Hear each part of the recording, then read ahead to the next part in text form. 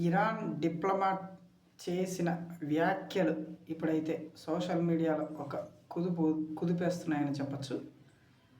ఆయన టువార్డ్స్ మోదీ గురించి ఇచ్చిన ఒక స్టేట్మెంట్ ఏదైతే భారతదేశ ప్రధాని మోడీ కనుక ఒక ఫోన్ కాల్ చేస్తే ఇరాన్ ఇజ్రాయెల్ యుద్ధం ఒక సైడ్ వే తీసుకుంటుంది అనేటువంటి విధంగా ప్రతిబింబిస్తూ మాట్లాడిన ఒక ఇంటర్వ్యూ అయితే ఇప్పుడు సోషల్ మీడియాని షేక్ చేస్తూ ఉంది.